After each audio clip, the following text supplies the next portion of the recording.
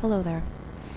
I've really wanted to talk about the chemtrail phenomenon for a while now, so I'm going to do that today. I want to say that I started out this journey as a skeptic of the whole chemtrail thing, but as I observed myself and did further research, I discovered that, hey, maybe there's something more to this. So I'm going to start just by telling you guys a little bit about how I got involved in this chemtrail movement. Basically, I'm an activist and a researcher from Canada, and I focus on a lot of issues: Indigenous rights, environmental issues, political corruption, you name it. Basically, I've been involved in sort of protesting it or researching it. And so I started using YouTube actually because of Scientology. It's kind of amusing, but Scientology is a dangerous cult. Anyway, the people who are protesting it have been using YouTube a lot, and so that's sort of what drew me to YouTube. And so I started looking up things like the SPP and other government corruption issues on YouTube, and eventually I came across these chemtrail videos. And I thought, chemtrails, what the hell are those, Anyway, so I just sort of put that aside and I continued on with my other research. And back in May, a friend of mine said, "Oh, hey, there's this Al Nakba protest at, Parliament. We should go." And I was like, "Awesome! I'm so about Palestinian freedom and ending the genocide in Palestine." So we went to this Al Nakba thing, and we camped out basically all day and all night. And so, I spend a lot of time in an office with books and my computer, and so I don't really look at the sky very often. And so I spent this whole day outside, and I saw a lot of the sky, and I saw these planes crisscrossing overhead, and, it was all the time, and they were creating clouds, and I was like, wow, okay, that looks kind of weird, right? So after this experience, I sort of woke up. This was my waking up phase. And I looked at the whole chemtrail phenomenon a lot differently. Now, researching it, you find the skeptics, and I appreciate skepticism. I am a scientist. I'm a skeptic. But at a certain point after research, you get to a point where you're just like, okay, there's something to this. I want answers, and I'm not finding them in the official reports, in the official documents. I think calling it chemtrails is a bit problematic. It's a good term to sort of throw out there, but I think chemtrails are actually related to geoengineering, geophysics, the HAARP project in Alaska, and other atmospheric research projects. And I think this is a good place to go when you're going to places like the media, or if you're trying to talk to your friends about it, because calling it a chemtrail, it automatically brings up the whole, oh, you're a conspiracy nut, and it's really unfortunate, because calling something a conspiracy, people automatically discount it. They think it's BS, or, they're skeptical, overly skeptical of something that could potentially be true. There are legal charges for conspiracy that should tell you something. Obviously, there's some truth to some of these theories. Now, of course, as usual, I'm getting real long-winded here, so I'm going to try to break this down a bit quicker. Basically, what the skeptics want you to believe is that the chemtrail phenomenon is basically the result of an increase in air traffic, and the air traffic causes something called a contrail, which is short for condensation trail. Now, this is an interesting theory. It's sort of been proposed by NASA and the United States Air Force. So clearly, you should think there, what do these organizations have to hide? What could they be doing in this project that would cause them to have such an adamant, oh, this is a hoax response? Now, very importantly, I want you to read about the skeptic theories about the contrail phenomenon. I also want you to read about the paranoid theories about how chemtrails are to control our mind, or they're poisoning us. There's so much speculation that it's really hard to determine what they're for. And I don't think that we will truly know what they're for until the government comes forward and says, this is what we're doing. But I want to give you sort of my view on what's going on, and just take it with a grain of salt, because there's a lot of disinformation out there. And, I'm not a geophysicist, I'm not a meteorologist, but I am observing something that's very strange.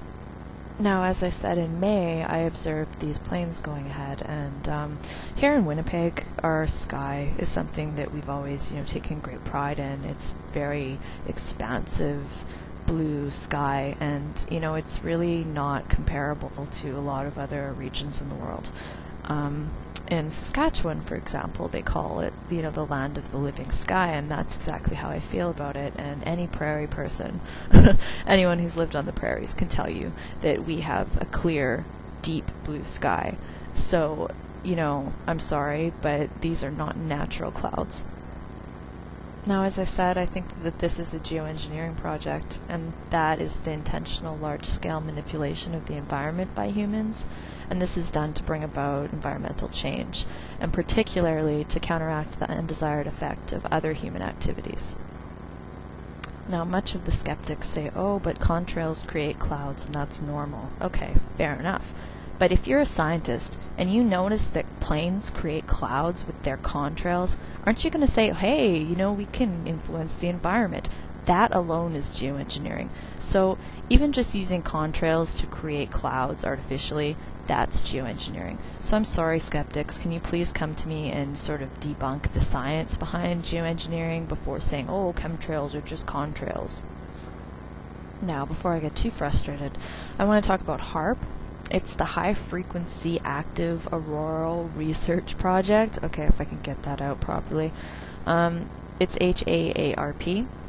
Now, this is a very interesting technology. I talked about it in my mind control video. Basically, they use waves to, influence the atmosphere. And I really don't know a lot about this, but just reading the patent alone, sends some major warning signs. Now, HAARP is such a scary technology. It talks about weather manipulation, aircraft or missile destruction or deflection. It talks about disrupting communications and radar. The scariest one is that this technology could be used to detonate a HEAV-type nuclear device without actually having to detonate such a device. So it's a weapon. It's the Star Wars missile defense shield. In this patent, it also talks about releasing plumes of barium into the upper atmosphere. So hello, can we please start talking about this? Another really damning report is something called Weather as a Force Multiplier, Owning the Weather in 2025. Now, this was a paper presented in 1996 to the United States Air Force. Some of the conclusions of this paper include that weather modification is desirable for both economic and defense purposes. At the time of the report in 1996, they were already trying to influence weather models. And also they say that since weather modification will exist anyways, the United States should just go ahead and do it. And then finally they say, offensive use should only be used cautiously, but they cannot allow rivals to have this technology. So this paper, it reads like justification for why this research must occur. Now this is my view, this is my interpretation, but I suggest that you go and download this report and read it yourself and see what you think about it.